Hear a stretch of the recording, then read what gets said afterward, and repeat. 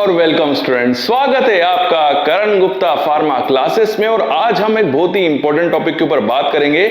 और आज का हमारा टॉपिक होगा बहुत ही एक इंटरेस्टिंग टॉपिक होगा जिसके ऊपर मैं डिस्कशन करूंगा। और टॉपिक ये होगा कि फार्मा कंपनीज जो होती हैं वो फ्रेशर्स को रिक्रूट क्यों करती हैं, क्या ऐसा क्या रीजन है कि फार्मा कंपनीज जो होती हैं वो फ्रेशर्स को मौका देती हैं। क्योंकि काफी स्टूडेंट्स मुझसे क्वेश्चन पूछते हैं या बताते भी हैं कि सर फार्मा कंपनीज जो होती हैं वो फ्रेशर्स को मौका नहीं देती हैं और वो हमेशा एक्सपीरियंस पर्सन मांगती हैं। तो ऐसा बिल्कुल भी नहीं है। कुछ ऐसे रीजंस हैं जिनकी वजह से फार्मा कंपनीज को फ्रेशर्स की जरूरत पड़ती ही पड़ती है। तो आज के इस वीडियो के अंदर हम इसी टॉपिक के ऊपर डिस्कशन करेंगे कि जो फार्मा कंपनीज होती हैं वो फ्रेशर्स को मौका क्यों देती है। देखिए, सबसे बड़ा रीजन जो होता है फ्रेशर्स को मौका देने का या फ्रेशर्स को रिक्रूट करने का वो होता है एनर्जी। जी हाँ, जो फ्रेशर्स होते हैं वो ज्यादातर उनकी जो उम्र होती है वो 20 साल, 21 साल, 25 साल तक के होते हैं। यानी कि मतलब ये होता है कि जो फ्रेशर्स होते हैं वो काफी यंग होते हैं और उनके अंदर एनर्जी लेवल काफी हाई होता है। और यही चीज जो होती है वो एक्सपीरियंस लोगों के पास नहीं होती है, क्योंकि एक्सपीरियंस पर्सन जितने भी होते हैं वो 30, जो उनकी एज होती है वो 30 प्लस होती है, मतलब वो 30 को क्रॉस कर चुके होते हैं और कई तो 40 के नजदीक आ जाते हैं। तो यहां पर ये होता है कि उनकी जो एनर्जी होती है, जो एक्सपीरियंस लोग होते हैं उनकी एनर्जी जो होती है वो काफी कम हो जाती है, हेल्थ वाइज भी वो थोड़े से वीक हो जाते हैं। और आप जानते हैं कि फार्मा इंडस्ट्री के अंदर जो वर्किंग होती है वो काफी फास्ट होती है, काफी स्पीड में होती है, चाहे वो प्रोडक्शन डिपार्टमेंट में हो, क्यूसी में हो, आर&डी के अंदर हो, या चाहे वो QA department, quality assurance department में ही क्यों ना हो। तो यहां पर जो वर्किंग का जो कल्चर होता है वो काफी फास्ट होता है और उसी को मेंटेन करने के लिए, क्योंकि जो एक्सपीरियंस पर्सन होते हैं वो फिर अपनी एज के हिसाब से उतनी फास्ट, उतनी तेज गति के साथ काम नहीं कर पाते हैं। जी हाँ, उनके पास एक्सपीरियंस तो है बट वो वर्क नहीं कर पाते हैं। वो अपने एक्सपीरियंस का से एक तरीके से जो जूनियर्स आते हैं, जो यंगस्टर्स आते हैं, जो फ्रेशर्स आते हैं, वो केवल उनको गाइड कर सकते हैं बट वो काम करने लायक नहीं होते हैं। कहां पर, मतलब वो एज ए एनालिस्ट वर्क नहीं कर सकते हैं, प्रोडक्शन डिपार्टमेंट में वो मशीन के पास खड़े नहीं हो सकते हैं, या अगर हम क्यूए की बात करें तो वो डिपार्टमेंट नहीं घूम सकते हैं, डॉक्यूमेंटेशन वो खुद प्रिपेयर नहीं कर सकते हैं, वो केवल डॉक्यूमेंट्स को चेक कर सकते हैं। तो ये, और अगर कोई भी अगर एक्सपीरियंस आदमी को अगर आप वर्किंग में लाने की कोशिश भी करोगे कि आप एनालिसिस कीजिए या आप प्रोडक्शन में आइए या आप खुद डॉक्यूमेंट प्रिपेयर कीजिए या डिपार्टमेंट घूमना स्टार्ट कीजिए, तो वो अपनी हेल्थ की वजह से काम तो जरूर कर पाएंगे बट वो उस स्पीड में काम नहीं कर पाएंगे जो कि एक फ्रेशर उनको करके दे सकता है। जिसकी वजह से क्या होता है कि अगर फ्रेशर अगर नहीं होगा और आप एक्सपीरियंस पर्सन को ही इन्वॉल्व करोगे इन चीजों के लिए तो काम काफी धीरे धीरे होगा और वो डिले भी हो सकता है। यही एक बहुत बड़ा रीजन होता है जिसकी वजह से फार्मा इंडस्ट्रीज जो होती हैं वो फ्रेशर्स को ज्यादा मौका देती हैं एज कंपेयर टू एक्सपीरियंस। ये एक बहुत बड़ा रीजन है, यही एक रीजन है जिसकी वजह से फार्मा कंपनीज जो होती हैं वो फ्रेशर्स को रिक्रूट करती हैं। उसके अलावा एक चीज बहुत इंपॉर्टेंट है जो कि फ्रेशर्स के अंदर देखी गई है, वो है एक कुछ नया सीखने की ललक। जी हाँ, फ्रेशर्स जितने भी फार्मा इंडस्ट्रीज के अंदर आते हैं वो हमेशा कुछ नया करना चाहते हैं, क्योंकि उनके लिए फार्मा इंडस्ट्रीज जो होती है वो काफी नई होती है। जब वो पहली बार इंस्ट्रूमेंट्स को देखते हैं या कोई भी वर्किंग कल्चर को देखते हैं तो वो नया सीखने की कोशिश करते हैं, वो काफी फास्ट उसको सीखने की कोशिश करते हैं और वो काम में भी उस वजह से तेजी लाते हैं, क्योंकि वो हर चीज को चाहते हैं कि मैं जल्दी से जल्दी इन चीजों को सीख सकूं, क्योंकि उनको अपने कैरियर को आगे बढ़ाना है। उनको कहीं उनकी एक लाइफ है, उनका एक टारगेट है, एक गोल है जिसके लिए वो जाना चाहते हैं और उसके लिए वो कुछ भी करने को तैयार होते हैं। मतलब वो ज्यादा से ज्यादा सेक्रीफाइस करते हैं, बहुत ज्यादा मेहनत करते हैं और ये चीज जो है वो फ्रेशर्स के अंदर ज्यादा देखी जाती है। और जो एक्सपीरियंस पर्सन होता है, क्योंकि उसकी उम्र अब 40 साल हो चुकी है, 40 साल 35 साल की जो उम्र होती है, इस उम्र के बाद इंसान जो होता है ज्यादातर वो अपना टारगेट अचीव कर चुका होता है, उसको लाइफ में जो भी चाहिए होता है वो पा लेता है। इस वजह से ज्यादातर जो एक्सपीरियंस पर्सन होते हैं वो लोग कुछ नया सीखना नहीं चाहते हैं। उन्होंने जो अपने लाइफ में सीख लिया है वो उसी पे ही डटे हुए रहते हैं और कोई नई टेक्नोलॉजी अगर आती भी है तो वो उसमें ज्यादा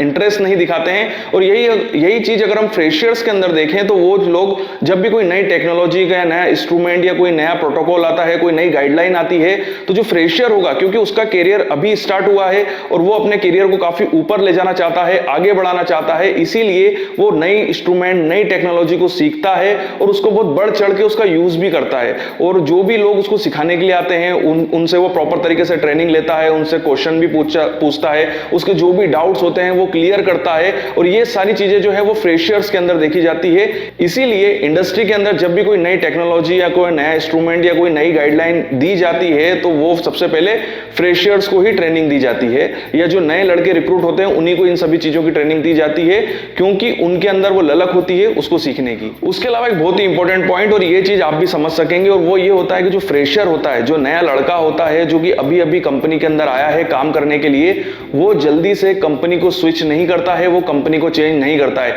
कोई भी नया लड़का आएगा तो सबसे पहले वो एज ए ट्रेनी आएगा, उसके बाद वो अप्रेंटिस होता है और उसके बाद फिर वो परमानेंट होता है। तो इस तरीके से कम वो कंपनी के अंदर 1 साल तो रुकता ही रुकता है। और मैंने ज्यादातर देखा है कि जो भी लड़का अपनी पहली कंपनी ज्वाइन करता है तो पहली कंपनी में वो कम से कम 2 साल 3 साल 4 साल और मैक्सिमम 5 साल तक तो वो कंपनी के अंदर टिकता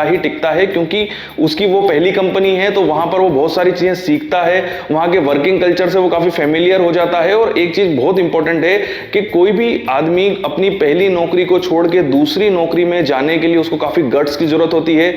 पूरा एक कॉन्फिडेंस की जरूरत होती है। जब तक वो कॉन्फिडेंस उसके अंदर नहीं आता है तब तक वो उस कंपनी को नहीं छोड़ता है। और यही चीज एक्सपीरियंस पर्सन की अगर हम बात करें तो एक्सपीरियंस पर्सन के अंदर ये चीज होती है कि कई बार तो एक्सपीरियंस पर्सन 1 महीने 2 महीने के अंदर भी कंपनी छोड़ देते हैं। अगर उनको कोई अच्छा पैकेज, अच्छी सैलरी कोई दूसरी कंपनी अगर उनको ऑफर कर रही है तो वो चले जाते हैं। तो इस तरीके से कंपनी को भी नुकसान होता है कि वो एक एक्सपीरियंस पर्सन लाए थे और वो अब चला गया है, तो अब उसकी जगह कौन आएगा, तो उनका जो वर्क है वो काफी इफेक्ट होता है। वहीं अगर हम फ्रेशर की बात करें तो जैसे कि मैंने आपको बताया कि एक फ्रेशर कम से कम एक कंपनी के अंदर 5 साल तो टिकता है, और मैक्सिमम तो मैंने देखा है कि कई लड़के 8 साल 10 साल तक भी अपनी पहली कंपनी के अंदर रहते हैं और वो उसको छोड़ते नहीं है। तो ये एक बहुत बड़ा रीजन है जिसकी वजह से जो फार्मा इंडस्ट्रीज होती हैं वो फ्रेशर्स को मौका देती हैं एक्सपीरियंस के बदले। अगली एक बहुत ही इंपॉर्टेंट चीज है, इसको भी मैंने एक पॉइंट नोट डाउन किया, और ये पॉइंट ये है कि जो फ्रेशर्स होते हैं, जो नए लड़के होते हैं या लड़कियां होती हैं कंपनी के अंदर आते हैं, उनको आप जैसी ट्रेनिंग देंगे, जैसे वर्किंग कल्चर के अंदर ढालेंगे वो उस हिसाब से ढल जाते हैं।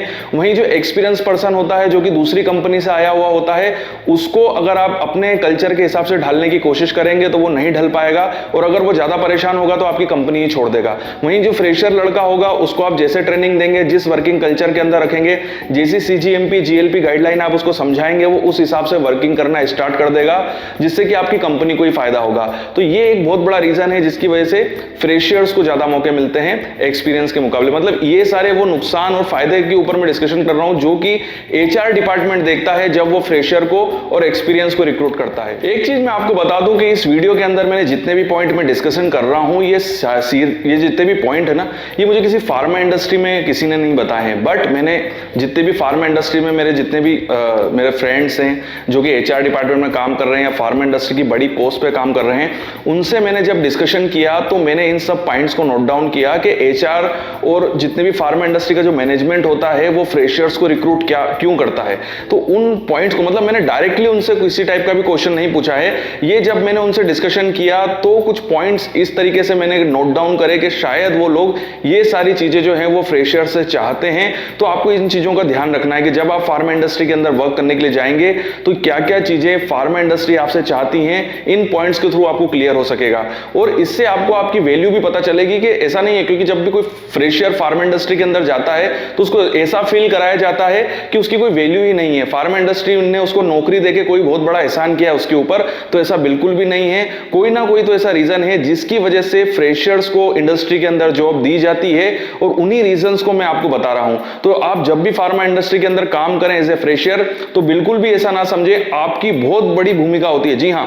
आपकी फार्मा इंडस्ट्री के अंदर बहुत बड़ी भूमिका होती है। अगर आप काम नहीं करेंगे तो आप मान के चलिए कि कंपनी के अंदर कोई भी काम नहीं कर सकता है। जिस तरीके का आप काम कर रहे हैं, जिस तरीके का लोड आपके ऊपर दिया जा रहा है, एक्सपीरियंस पर्सन उस लोड को नहीं ले सकते हैं, क्योंकि काफी बड़े बड़े रीजन है इसके ऊपर। और उन्हीं रीजंस को मैं आपको बता रहा हूं कि फ्रेशर्स जो होते हैं वो एक्सपीरियंस पर्सन से किन बातों में आगे होते हैं और क्या चीजें HR को काफी अच्छी लगती हैं जिस वजह से वो फ्रेशर्स को मौका देते हैं। तो इसीलिए मैं इन सभी पॉइंट्स को आपके साथ डिस्कशन कर रहा हूं। अभी और भी कुछ ऐसे पॉइंट्स हैं जो कि HR को काफी अच्छे लगते हैं, जो कि उन्होंने फ्रेशर्स के अंदर देखी है, ना कि एक्सपीरियंस पर्सन के अंदर। और ये वो पॉइंट है जिनकी वजह से एचआर डिपार्टमेंट भी काफी परेशान होता है और एक्सपीरियंस लोगों की वजह से, और फ्रेशर्स के अंदर ये सारी चीजें कभी भी नहीं देखी जाती हैं। इसीलिए एचआर भी कोशिश करता है कि ज्यादा से ज्यादा फ्रेशर्स को मौका दिया जाए। तो वो कौन कौन से पॉइंट्स हैं, मैं और भी पॉइंट्स आपके साथ डिस्कस करता हूं। एक बहुत ही बड़ा पॉइंट, और ये चीज आप भी समझ पाएंगे, कि जो फ्रेशर होता है, जो नया लड़का फार्मा इंडस्ट्री के अंदर काम करने के लिए आता है,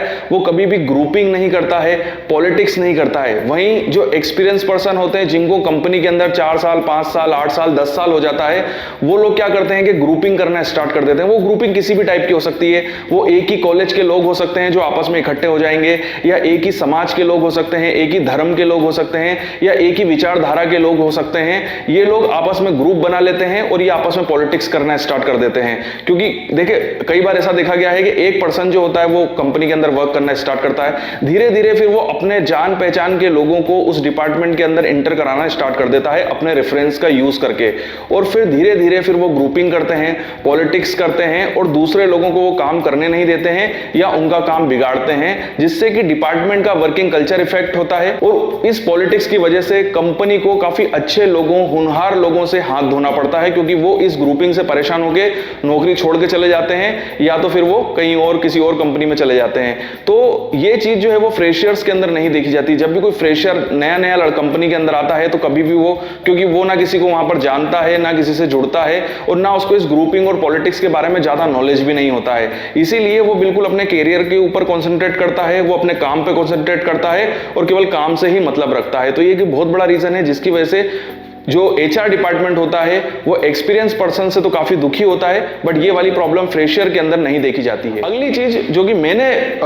फील करी है डिपार्टमेंट के अंदर, वो ये होती है कि जब भी कोई फ्रेशर डिपार्टमेंट के अंदर आता है तो एक नया मोटिवेशन आता है। जब भी कोई फ्रेशर आएगा और बहुत ही ज्यादा वर्किंग होगी, वो बहुत हार्ड वर्किंग होगा, तो उसके हार्ड वर्क को देख के जो एक्सपीरियंस पर्सन होते हैं ना, वो भी मोटिवेट होते हैं, डिपार्टमेंट भी मोटिवेट होता है, क्योंकि वो काफी हार्ड वर्किंग होता है, काफी दौड़ दौड़ के काम करता है, और उसके बात करने का तरीका, और जिससे कि डिपार्टमेंट के अंदर भी फ्रेशनेस आती है। उसको देख के हम भी रिचार्ज होते हैं, वो अपने नॉलेज को शेयर करता है, क्योंकि वो नया है, फ्रेशर है, तो उसने अभी लेटेस्ट टेक्नोलॉजी के बारे में जाना है, नई तरीके की कोर्स करके वो आया हुआ होता है। क्योंकि जो एक्सपीरियंस पर्सन है वो लोग उनको कॉलेज छोड़े हुए 10 साल 12 साल 20 साल हो चुका होता है, तो उनकी एजुकेशन के समय में क्या टेक्नोलॉजी थी, उनको क्या ट्रेनिंग दी गई थी, और आज के नए जमाने में किस तरीके से पढ़ाया जा रहा है, किस तरीके से ट्रेनिंग दी जा रही है। तो इस तरीके से जब भी कोई फ्रेशर आता है तो वो एक्सपीरियंस लोगों को भी मोटिवेट करता है, जिसकी वजह से एक्सपीरियंस पर्सन भी काम करना स्टार्ट करते हैं और काफी तेजी से काम करते हैं। तो ये एक बहुत बड़ा रीजन है जिसकी वजह से एचआर जो होता है वो फ्रेशर्स को मौका देता है। अगला पॉइंट जो है, और ये एचआर के लिए बहुत अच्छा होता है जिसकी वजह से वो फ्रेशर्स को मौका देते हैं, वो ये होता है कि जो फ्रेशर लड़का होता है ना, जो नया नया आता है, वो ज्यादा डिमांडिंग नहीं होता है। वो एचआर को परेशान नहीं करता है कि मेरी तनख्वाह बढ़ाओ, मुझे ये अलाउंस दो, मेरा इंक्रीमेंट करो, मुझे छुट्टी चाहिए, मुझे इसलिए छुट्टी चाहिए। इसके लिए फ्रेशर और जो नए रिक्रूटमेंट होते हैं वो लोग एचआर को परेशान नहीं करते हैं। वहीं जो एक्सपीरियंस पर्सन होते हैं वो बार बार एचआर के पास जाते हैं और अपने इंक्रीमेंट की बात करते हैं, उनको एक तरीके से ब्लैकमेल करते हैं, बार बार रिजाइन देने की धमकी देते हैं, जिसकी वजह से एचआर के जो पर्सन होते हैं वो काफी परेशान होते हैं। क्योंकि एक्सपीरियंस पर्सन के पास क्या होते हैं, मौके बहुत ज्यादा होते हैं, वो चाहे तो किसी दूसरी कंपनी में भी जा सकता है, इसीलिए वो इस चीजों का फायदा उठाता है और बार बार एचआर को परेशान करता है, अपने मन माफिक चलता है, कभी भी छुट्टी ले लेता है, काम नहीं करता है, काम करता है तो धीरे धीरे करता है, कभी नहीं आता है, बिना बताए छुट्टी ले लेता है, जिसकी वजह से एचआर डिपार्टमेंट काफी परेशान होता है और डिपार्टमेंट भी काफी परेशान रहता है और उनके वर्क पे भी काफी इफेक्ट आता है। वहीं जो नया लड़का आता है, फ्रेशर आता है, वो इस तरीके की प्रॉब्लम क्रिएट नहीं करता है, ना वो ज्यादा डिमांडिंग होता है, ना वो सैलरी की बात करता है ज्यादा, ना वो बार बार छुट्टियां मांगता है। इस वजह से एचआर डिपार्टमेंट जो होता है वो फ्रेशर से काफी खुश होता है और जो एक्सपीरियंस पर्सन होते हैं उनसे काफी दुखी होता है। उसके अलावा जैसे कि मैंने वीडियो की स्टार्टिंग में आपको बताया था कि जो फ्रेशर्स होते हैं उनकी एज जो होती है वो सबसे बड़ा रीजन है उनको जॉब देने का, और वो इसलिए क्योंकि वो काफी एनर्जेटिक होते हैं, वो काफी कम बीमार पड़ते हैं। वहीं जो एक्सपीरियंस पर्सन होते हैं 40 साल 45 साल 50 साल तक के हो जाते हैं, उनको अलग अलग बीमारियां घेर लेती हैं, जिसकी वजह से वो बार बार बीमार होते हैं, छुट्टियां लेते हैं। इन छुट्टियों की वजह से डिपार्टमेंट का वर्क जो होता है वो काफी इफेक्ट होता है।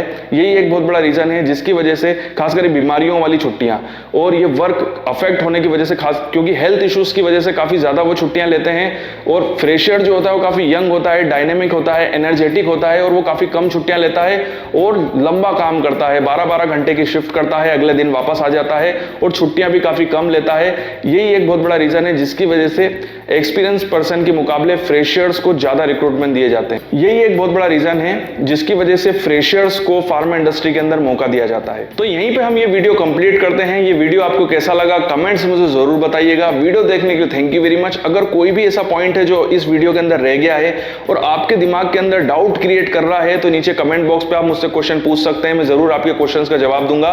वीडियो देखने के लिए थैंक यू वेरी मच। आपके उज्जवल भविष्य की कामना करता हूं और यूं ही बने रहिए मेरे साथ।